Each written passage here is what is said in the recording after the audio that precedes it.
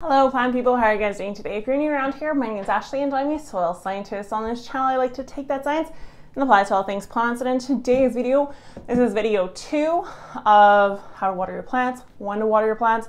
So the first video we looked at these two plants to determine whether or not they needed to be watered. And I didn't answer the question that I asked you to answer in the first video as to which one needs to be watered. Mostly because I want to do that here in this video today, because there's a little bit of an explanation as to why both of them technically could be watered. If you have not yet grabbed your houseplant planner and your New Year's resolution is to take better care of your plants or garden for that matter, be sure to do so. This is my paperback book for houseplants. There's also a garden book, and you can find these over on Amazon. If you are not a paper person and you want a PDF copy, or you want to select how many of each page you would like in your planner, head over to Etsy. There is an option to get your own printable as well. Now, I did mention this in quite a few videos now. If you sign up for the mailing list, there is a how to water guide that's completely free, printable PDF that will fit inside of this houseplant planner or just simply fit on your fridge. And we're basically taking that PDF copy that we talked about and we're applying it in practice to what is in front of me here. So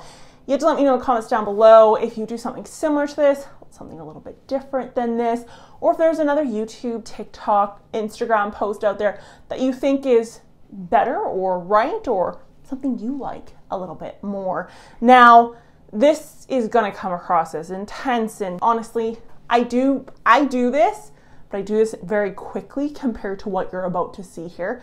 This is a really step-by-step motion through this. This should not take as long as what this video is going to take, I can almost guarantee. So both of these plants technically can be watered.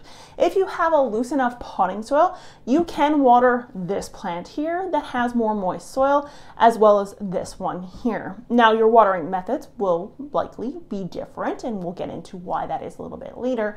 But so long as you have the pore space that provides air within that potting soil, which this one here does due to the additions of cocoa, husk, or perlite, you can keep a potting soil relatively moist. Now, I would personally always keep my plants within this range in an ideal world, mostly because nutrient can only be uptaken when it is in a soil solution. And by soil solution, I mean a water soil smoothie. And that's the only way that plant can get nutrients. If you don't have a soil solution that is available to that plant, you end up with these wonderful yellow leaves. Regardless if you're an overwaterer or an underwaterer, these will pop up. The other thing to keep in mind is if you're an organic fertilizer person, if you are using houseplants and you are going for organic, you most definitely want to keep that moisture a little bit elevated, mostly because you have some wonderful nutrient cycling that's going on within this pot, all on its own, one of which is the nitrogen cycle that needs to take place in the presence of some moisture or some humidity. And microbes just in general, both pest fighting microbes or beneficial microbes that actually do cycle nutrients, they need a little bit of moisture. So if you keep your soil solution in and around this level of moisture, you are made in the shade. Now, on the other hand, we have this plant here, which is beyond underwatered. You may not think that because you're probably thinking like, well, the pear plant's not fallen in on itself yet, which is very typical for these when they're in an underwatered state. But if you want to try to avoid these yellowing leaves, dropping of leaves, and you just want an overall full, luscious plant, you are going to want to keep that soil moisture up. In this scenario, if you continually let your plants dry out to this level, I would skip organic fertilizer altogether and go with a conventional fertilizer only. This is very, very important because you simply aren't able to keep the moisture levels up. You're not going to have as much microbial activity. You're likely going to have more pest issues, and ultimately your plant will be starved for nutrients in the off season when you decide to not water. So with that in mind, let's look at how to water this bad boy here first, because ultimately I do feel as though this is the quicker of the two to explain. So I'm just gonna grab my dish here so I don't make a mess on my desk, and we'll get into it. So for this plant here, like I said, it's a great candidate if you are able to keep your soil in and around this level of soil moisture organic is a great way to go. Now, if you have a heavy, dense soil with not a lot of pore space, you're not going to want to stay super, super moist all the time.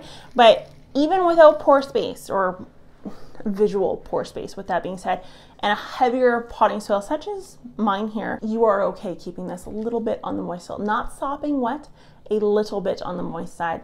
So there's two ways of doing this. The first way would be to take it out of its cover pot, put it in the sink, or whatever the case is, and then simply water the plant until it runs out the bottom. This is probably the most typical way of doing it, and this way all the roots, for the most part, will be fully saturated. This is going to be a little bit of a different story, but because we know this is already pre-moistened, we don't have any hydrophobicity, which is very characteristic of a potting soil, we are okay just simply top watering. In an ideal world, you will wash the leaves, so not all times will it work out that you can just simply water inside the pot or whatever the case is. If you can catch some of the leaves to kind of help with pest management, that sort of thing, dust management, that's always ideal. So all you need to do is simply fill the pot up a little tiny bit until it runs out the bottom. Once it's ran out the bottom, you are likely okay. You can give it a little bit more of a thorough watering, but other than that, that is it. This is just organic fertilizer in a pot and you are done. Now, if you think you overwatered or you're worried you've overwatered, a really simple way to get rid of any excess water, in particular that wonderful perched water table we've talked about before, we just tip our glass over and you can see got a little bit of extra water out of there. If you really want to make sure you haven't overwatered, give it a tiny little squeeze. And this is a great way to keep your soil moisture high, but your porosity still having an equal balance of nutrient and air along with water. So this guy is done, literally. That's all it takes for him. Now, the temperature of the water, I like to aim for lukewarm in this case, or sun warm if possible. Here in Canada right now, obviously a little bit difficult, but sun warm is ideal. And other than that, you are done. This one will be a little bit more intense, but what you want to do is you definitely, if you are scared of overwatering, you want to put a paper towel either in the bottom of this or place the plant on the counter on a towel just for a couple hours. You're going to notice that you're going to end up with a little bit more wicking that happens, and it'll really help eliminate any perched water table that may exist, which ultimately is the #1 cause of the root rot itself. So that guy's done. Super simple. Like I said, if you are able to keep the moisture up on the plant, it'll make your life a lot easier. It's a very fast, quick task, and you do want to fertilize, you know, every time if possible. I understand sometimes we're in a rush. It's not always ideal, but yes, that's kind of what you want to do there. So when it comes to something that's bone dry like this, we have a ton of issues going on with this plant right now. So you do want to take lukewarm.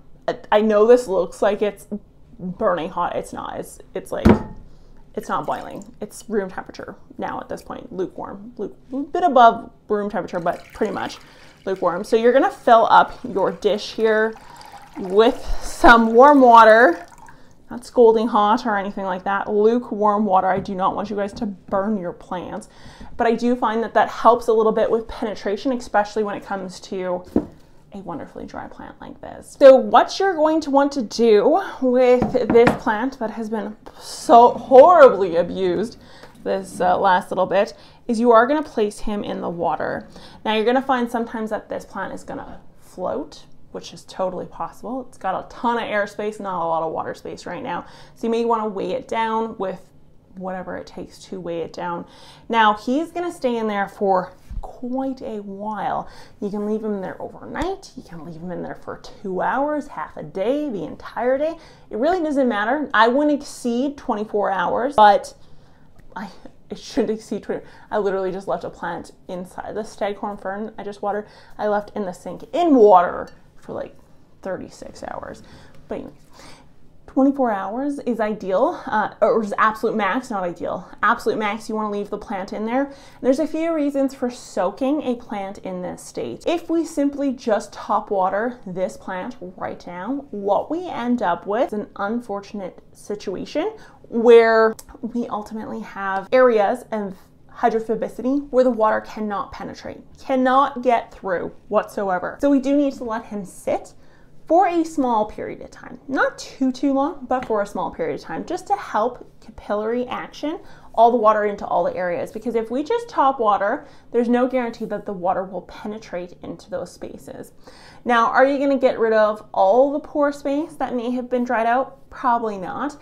If you leave it in there for 24 hours, you likely will. But if you're moving quick and you're not sure, it's unlikely you will. So you do want to make sure you flush with enough water, and over time, natural capillary forces within the soil itself will move that water into those areas, so long as they're not heavily dried out. So we are gonna let him sit just a little bit longer, and we're gonna talk about flushing. So both these plants are plants that can be flushed. You are particularly in need of flushing if you are using an inorganic fertilizer, or if you are regularly fertilizing just in general with organic fertilizers. So when I talk about flushing, what you're going to do is, if your soil is not moist, such as this one over here, you want to flush for the number one reason being you don't want just fertilizer going directly onto dry roots. So this situation in particular is in much need of a rehydration before we fertilize, before we do anything with it, because we will harm our root. This guy over here, because he does have a certain level of moisture,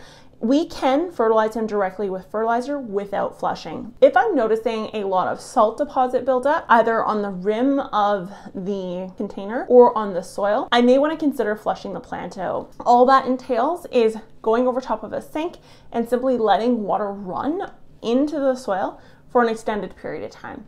This can be a minute, 2 minutes. There's no real exact time frame, because I personally don't know what the heaviness of your soil. I don't know how big your pot is, that sort of stuff. I don't know those indicators. So run it under the water for at least 60 seconds, really moisten it, and then fertilize, which is what you would do in this case here. And then you would just follow the same process of removing that perched water table whenever possible. So this guy here, we will want to soak him until we see water, or we can at least at a minimum feel water that has moved up into this area here. Now, if he's really, really dry, it's going to take a long time. So you will want to flush from the top while leaving the container open at the bottom. So when I say that, I mean non-fertilized water. You're going to flush the top of it in hopes of moving water, or meeting in the middle per se. Once he's completely hydrated, you can proceed to water him with fertilizer until it again runs out the bottom. Keep that in mind. Whenever possible, guys, don't put fertilizer in the basin that you are bottom watering from. It's less than ideal only because you can end up with quite a bit of salt accumulation in particular. And the salt accumulation will stop at whatever level your water table stopped at. So this guy isn't in the pot in a sense that he's pretty deep, so the water level may not get to the very top. So my salt deposits may not end up at the top, but if they end up kind of like in my root zone that I desire or is ideal for the plant, it's never good. So when you do water from the top, once he's ready, he's not ready, but for the purpose of this video, he's ready. We will water from the top of the plant while it's outside of the pot on the bottom, and we will allow him to flow into that catch basin at the bottom. So we don't want there to be any reason for why it cannot free flow through. So I'll just show you again a little bit of that, how to remove that excess water if we're nervous about perched water tables, which I do this all the time, because perched water tables will cause root rot. I can almost guarantee, especially if you're using cover pots and plastic, it's a guaranteed. So we have our pot like this. We're just going to give it a tip. Oh gosh, get a little bit more out. He's still really dry, but we still got some water out. And then we're going to do that final little squeeze while it's tipped over, and we'll get a little bit more. So I am gonna leave him in there. Now, I'm not saying that this way or this method of watering is 110% sound and it's the only way to do it. There's lots of different ways to water. I'm just showing you kind of how I do it, how my science brain does it. You can water your plants any way you want. If you wanna water your plants with Kool-Aid, you go for it. But ultimately, this is what I find works best for me here in Canada in a very dry, cold climate. I'm telling you guys, it is dry and cold here like none other. But yes, I want to thank you guys so much for watching. If you have any tips or tricks for watering, please let me know down in the comments below. Your comments actually help other viewers on this channel enormously, especially if you let them know where you're from. There's many times separate conversations have blown up within the comment section, kind of helping each other out. And so I don't know everyone's zone or scenario or household scenario. So if you have a really high humidity, really dry environment, whatever the case is, be sure to list it. List your particulars and you may definitely help out another plant person. I want to thank you guys so much for watching. If you enjoyed the video, be sure to give it a thumbs up, hit that subscribe button, and I will talk to you guys next time. Bye!